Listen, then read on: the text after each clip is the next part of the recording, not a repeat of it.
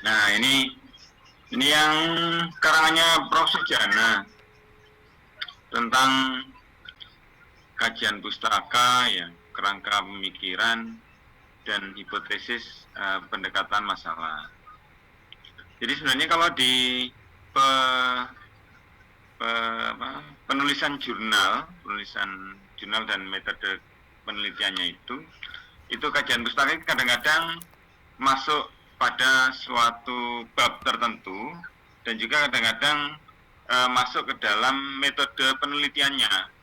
Jadi kajian pustaka itu kembali lagi ini tergantung dari beberapa publikasi atau publisher yang menentukan referensi, menentukan subbab atau bagian-bagian dari kerangka artikelnya atau kerangka jurnalnya. Namun ya tetap meskipun dia berada dalam kajian metode, kajian pustakanya ini ya tetap mengikuti konsep-konsep ya, pengertian, penjelasan jenis, faktor-faktor, dimensi, indikator ya, unsur, ciri, langkah, aturan. Ini kalau di bidang sosial ini ada hukum perundang-undangan, teori. Nah ini kalau ini adalah kajian sosial. Nah, kutipan kajian pustaka bisa dikutip penuh atau hasil dari kristalisasi penulis. Nah ini kutipannya. Sehingga biasanya kutipan itu ada di dalam introduction, ada di dalam tinjauan pustaka. Nah ini tentang kajian pustaka. Kemudian kerangka pemikiran ya, kerangka pemikiran ini uraian tentang bagaimana peneliti mengalirkan jalan pikiran secara logis ya, secara logika itu adalah benar nih. Nah, dalam kerangka pemikiran ini diuraikan pola pikir peneliti, dalil-dalil hukum, kaidah, dan ketentuan-ketentuan dari kepustakaan. Dan generasi-generasi dari hasil penelitian terdahulu. Nah, ini dari hasil penelitian terdahulu ini bisa kita garis bawahi ya, sehingga di sini peneliti-peneliti terdahulu itu apa yang sudah dihasilkan ya, apa yang sudah dibahas. Nah, sehingga kita tidak usah memulai dari awal pelaksanaan penelitian yang akan kita lakukan ya, atau metode penelitian yang akan kita lakukan. Nah, ini tarik benang merah dari teori tersebut untuk dibuat suatu model bagian penelitian yang menggambarkan hubungan antara konsep yang ada dalam teori sehingga membentuk alur hubungan antara konsep yang merupakan benang merah di dalam teorinya. Nah, ini di dalam kerangka pemikiran ya, seperti ini ada latar belakang, kemudian ada motif berprestasi, kemudian ada kinerjanya. Ini ada di referensi yang Prof. Sujana itu. Nah, yang dinamakan ya ini yang kelima, pendekatan masalah dalam penelitian deskriptif ya. Nah, ini kalau penelitian berupa pertanyaan-pertanyaan yang diajukan dalam rumusan masalah. Nah, ini hipotesis merupakan jawaban sementara terhadap hasil penelitian. Sehingga meskipun kita belum tahu nanti apa hasil dari kesimpulan yang akan kita dapatkan ya, atau jawaban dari yang akan kita dapatkan, namun kita tetap bisa menganalisa atau memperoleh hipotesis terhadap permasalahan yang ada.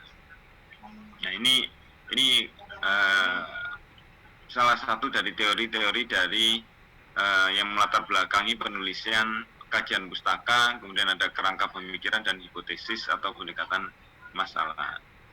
Ini bisa kita masukkan ke dalam tinjauan pustaka tersebut.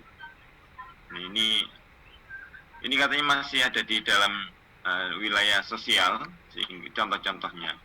Namun ini teorinya ya bisa kita baca dan kita bisa masukkan sebagai latar belakang dalam melaksanakan pekerjaan. Nah, kalau saya lihat dari tugas-tugasnya, ini yang punya Sutran ya, punya Sutran itu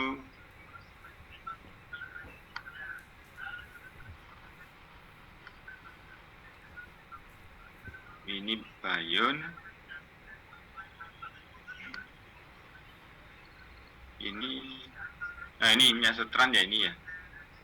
Nah, kalau dilihat dari tugas yang diberikan, ini tugasnya kan seperti ini. 28 Maret ini karena tadi saya lihat tugasnya masih perlu ada perbaikan, sehingga ini saya buat melanjutkan dan melengkapi ya, menulis title dari tesis, rencana tesis ya, menulis abstrak ya dengan judul dan referensi yang berkaitan, menulis introduction ya dengan judul dan referensi yang berkaitan, kemudian menulis referensi dalam mendukung judul atau title, abstrak, dan introduction yang ditulis. Lah maksud saya, nah sekalian belajar karena S2 dituntut untuk melakukan pengembangan ya. Nah selain pengembangan, harapan saya juga tulisannya itu berbahasa Inggris. Nah berbahasa Inggris termasuk di dalam penugasannya ini. Nah ini saya lihat semuanya kelima-limanya masih bahasa Indonesia semua ini. Nah ini ya, ya sekalian tolong diperbaiki untuk ke berikutnya.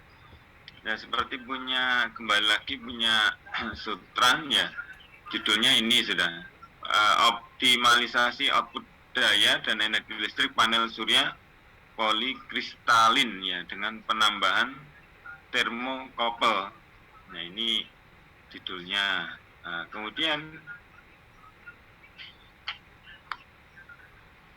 Kemudian kita lihat ini rencananya mau dimasukkan ke jurnal mana, Sutran?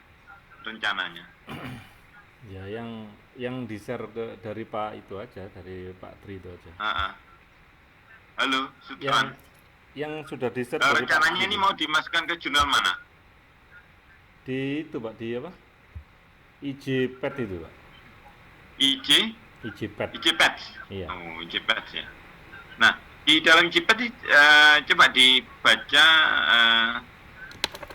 di dalamnya itu ada beberapa ketentuan-ketentuan ya dalam